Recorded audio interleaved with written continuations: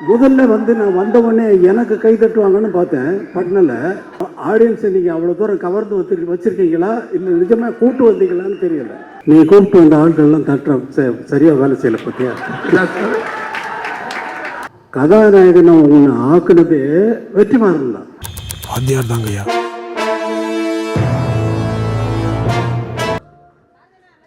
சூரி என்ன கைதிட்ட காணோம்?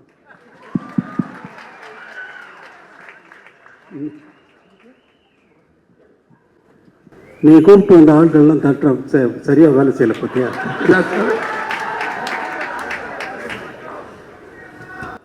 சார் எல்லாமே என் அன்பு தம்பிகள் தான் சார், அன்னைகள் தான் சார். அப்போ உன் பேரை சொன்னவொடனே ஏன் கைதட்டில் விசில் அடிக்கல? இல்லைங்க சார், அது நீங்க பேசுறப்போ குறுக்கிடக்கூடாதுன்றதுக்காக அமைதியா இருக்காங்க சார். இப்போ எத்தனை படத்தில் நடிக்கிறீங்க? எத்தனை படத்தில் கதாநாயகன் நடிக்கிறீங்க சார்? இப்போ 3 படத்தில் நடித்து முடிச்சிருக்கேன் சார். எத்தனை படத்தில் கதாநாயகனா நடிச்சுக்கிட்டு இருக்கீங்கன்னு கேட்குறேன். கதையின் நாயகனா அடுத்து 2 படத்தில் நடிக்க போறீங்க சார். 2 படத்தில் நடிக்க போகிறேன்.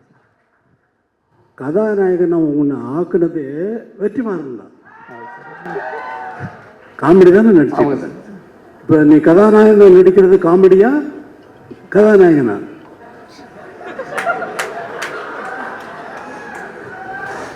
சும்மா சார் இதுவும் பதிவு தான் சார், வாழ்நாள் மறக்க முடியாத பதிவு தான் சார். இப்போ எல்லா படத்தினுடைய ஆடியோ ரிலீஸ் மாதிரி இந்த படத்தினுடைய நடக்கலை. சும்மா உனக்கு பேரை சொன்ன உடனே நிறைய கை தட்டுவாங்கன்னு நான் முதல்ல வந்து நான் வந்த உடனே எனக்கு கை தட்டுவாங்கன்னு பார்த்தேன் பட்னில்.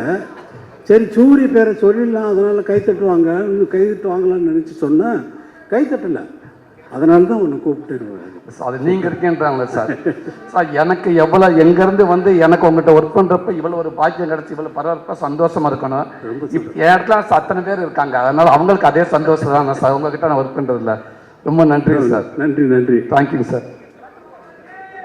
இப்போ எல்லா படத்தினுடைய ஆடியோ ரிலீஸ் ஃபங்க்ஷன் மாதிரி இங்கே நடக்கலை.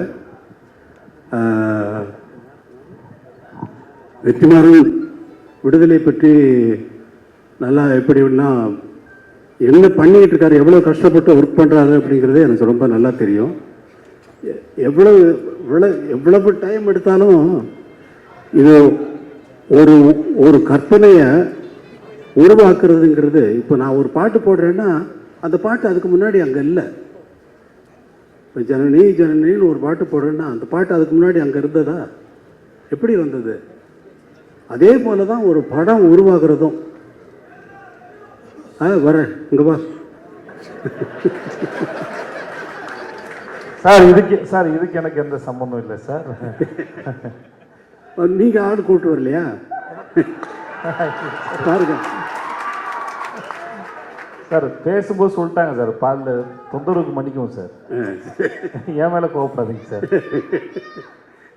இல்லை நீங்கள் 2 பேர் உங்கள் 2 பேர் பேரை சொன்னாலே ஆடியன்ஸ் வந்து அவ்வளோ தூரம் ஆடியன்ஸை நீங்கள் அவ்வளோ தூரம் கவர்ந்து வச்சுருக்கீங்களா இல்லை நிஜமாக கூட்டு வந்தீங்களான்னு தெரியல. ஆனால் நீங்கள் தான் சொன்னீங்க எனக்கு. ஆமாம் சார், ஆமாம் சார். நீங்கள் தான் சூரி வந்து ஆள் கூப்பிட்டு வந்து சொல்லி ஆமாம் சார், அவர் தான் எனக்கு சொன்னார். இங்கே இது விடுதலை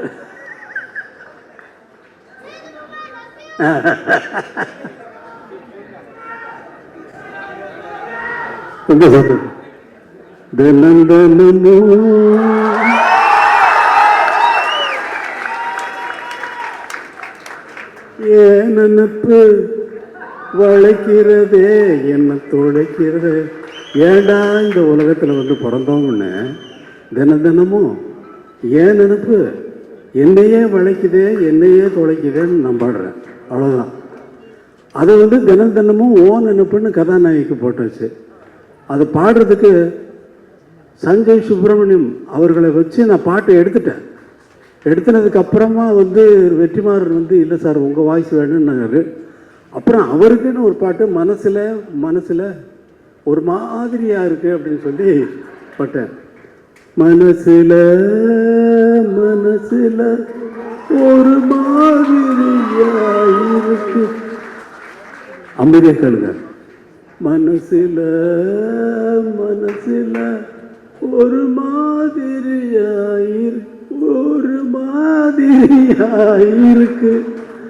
அப்படின்னு அவரை பாட வைக்கிறதுக்கு அவர் சொல்லி அவர் எவ்வளோ பெரிய ஆள் தெரியுமா? அவர் கர்நாடக மியூசிக்கில் ரொம்ப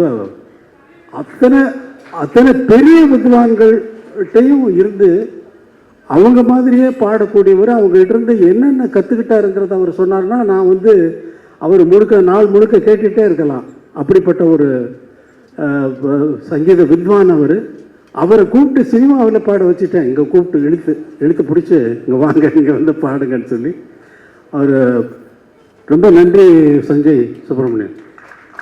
அதே மாதிரியா வேற என்ன பேசுறதுன்னு தெரியல. இந்த விடுதலையை வந்து உங்களை மாதிரியே நான் ரொம்ப ஆவலோடு எதிர்பார்த்துக்கிட்டு இருக்கேன். ஏன்னா நான் தான் முதல்ல பார்ப்பேன், எனக்கு அப்புறம் தான் நீங்கள் தான் பார்க்க முடியும். நான் தானே முதல் ரசிகன், எனக்கு தானே முதல்ல போட்டு காட்டுறீங்க. இப்போ நீங்களே பார்க்கறதுக்காக படம் எடுக்கிறீங்க இல்லை, எல்லாரும் பார்க்கறதுக்கு தான் படம் எடுத்திருக்காரு. இந்த படத்தை ரொம்ப ஆவலோடு எதிர்பார்த்துட்டேன். எல்லாரும் எதிர்பார்க்கறது வந்து ஃபர்ஸ்ட் பார்ட்டை நினச்சிக்கிட்டு செகண்ட் பார்ட்டில் இப்படி தான் வரும்னு எதிர்பார்க்காதீங்க. அவர் வேறு ரூட்டில் ட்ராவல் பண்ணுறாரு. அது நான் ஒரு மாதிரி இமேஜின் பண்ணிவிட்டு நான் என்னென்னமோ பேத்திக்கிட்டு இருந்தேன் அவரோட ரொம்ப. இப்போ ஆனால் அதெல்லாம் மீறி வந்து ஒரு நல்ல ஒரு வெற்றி படமாக வந்து இதை வந்து ஆக்கணும். இந்த படம் வந்து நல்ல வெற்றி அடையணும். ஏன்னா அவ்வளவு உழைப்பு இருக்குது, இவ்வளவு பேர் நல்லா உழைச்சிருக்காங்க. ராஜீவ் மேனன் சாரை பார்த்தா அவர் யாருன்னு கேட்டேன் நான், எனக்கு தெரியாது, நான் பார்த்ததில்லை. கேரட் யார் அவர் சார்? ராஜீவ் மேனன் சார். யார் இந்த கேமரா பண்ணுவார்? அவர் ஆமாம் அவர் தான். என்ன சார்? அதே மாதிரி சேத்தன் இந்த ரொம்ப அவர் செகண்ட் பார்ட்டில் இவர் நான் எதை பார்த்து ரொம்ப பாராட்டணுனோ அதெல்லாம் வெற்றிமாறன் கட் பண்ணிட்டாரு. அவரை கூப்பிட்டு ஸ்டுடியோவில் வச்சுட்டு அவங்க ஃபேமிலி எல்லாமே வந்து அவரை ரொம்ப பாராட்டினேன். அப்போ அவ்வளோ தூரம் ரொம்ப நல்லா நடிச்சிருக்கீங்க அப்படின்னு சொல்லி பாராட்டினா சார் எனக்கு லைஃப்பில் இது ரொம்ப பெரிய விஷயம் சார் அப்படின்னாரு. ஆனால் அதெல்லாம் நான் வந்து எதிர்பார்த்து பார்த்தா அதெல்லாம் கட் பண்ணிட்டாரு வெற்றிமாறன். ஆனால் அவர் தானே டைரக்டர், அவர் டிசைட் பண்ணார். அவர் டிசைட் பண்ணுறது தான் நம்ம படமாக பார்க்குறோம். இந்த ஒரு படத்தை உருவாக்குறது ஒரு ரொம்ப கஷ்டமான விஷயம். ஒரு டியூனை உருவாக்குறதும் அதே போல். டியூன் வந்து எனக்கு வந்து எப்பொழுதுமே என்ன இருக்கும்னா, ஒரு டைரக்டர் ஒரு படம் ஒர்க் பண்ணுறேன்னா மைண்டு உள்ளே வந்து ஒரு சிச்சுவேஷன் சொன்னாங்கன்னா உள்ளே வந்து பிளாங்க் ஆகிடும், எம்டியாக இருக்கும், ஒரு கற்பனையும் இருக்காது. ஆரம்பிச்சாச்சுன்னா அது பாட்டுக்கு வந்துக்கிட்டே இருக்கும். ஒரு டைரக்டர் வந்து ஒரு படம் நான் தெலுங்கில் ஒர்க் பண்ணுறேன். அந்த படத்துக்கு அந்த கதை சொன்ன உடனே இந்த படத்துக்கு சார் நான் ஒரு ஆகாயத்தில் ஒரு புள்ளி வைக்கணும் அப்படின்னு என்னுடைய எண்ணம். அதாவது இசையில் ஆகாயத்தில் எப்படி புள்ளி வைப்பீங்க? அதே மாதிரி இந்த படத்தினுடைய இசை வந்து ஆகாயத்தில் புள்ளி வச்ச மாதிரி இருக்கணும்னு நினச்சிக்கிட்டு போகிறேன் கம்போசிங்க்கு. அவர் அவங்க எல்லாம் பாட்டெல்லாம் எழுதிட்டு வந்துட்டாங்க ஃபுல்லாக கம்ப்ளீட்டாக. அப்படியே தூக்கி வச்சுட்டு அவங்க போட்ட அவங்க எழுதிக்கிட்டு வந்த பாட்டெல்லாம் வரிசையாக டியூன் பண்ண ஆரம்பித்தேன். அந்த மாதிரி ஒரு படம் பண்ணேன். இது எக்ஸ்பீரியன்ஸ், என்னுடைய எக்ஸ்பீரியன்ஸு. என்னுடைய எதிர்பார்ப்புக்கு தகுந்த மாதிரி படங்கள் அமையிறது வேறு, ஆனால் அவங்களுடைய எதிர்பார்ப்புக்கு நான் கொடுக்கறது வேறு. எனக்கு அது ஒரு வேலையே இல்லை. இவங்களுடைய எதிர்பார்ப்புக்கு என்ன ஆகாயத்தில் புள்ளி வச்சுருங்க சார் நான் சொல்ல முடியும்? வெற்றிமாறன் அவர் சொல்கிறதெல்லாம் கேட்டுட்டு அப்படியே வாட்சேன்னா அது பாட்டுக்கு அவர் ஃபுல்லாக ரெக்கார்ட் பண்ணுறாரு. ஃபுல்லாக வந்து நான் திடீர்னு பார்த்துட்டு எங்கேயோ திரும்பிட்டு பாடிட்டு பார்த்தா இவர் இப்படி இந்த பக்கம் இப்படி எதை வெற்றிமாறன் ரெக்கார்ட் பண்ணிக்கிட்டு இருக்கீங்களா? அந்த ஃபுட்டேஜ் எல்லாம் எனக்கு கொடுங்க. அவர் வேற எங்கேயாவது போட்டாருன்னா அது ஒரு நல்ல பிரைஸ் கிடைக்கும். பிரைஸ்னா பிரைஸ்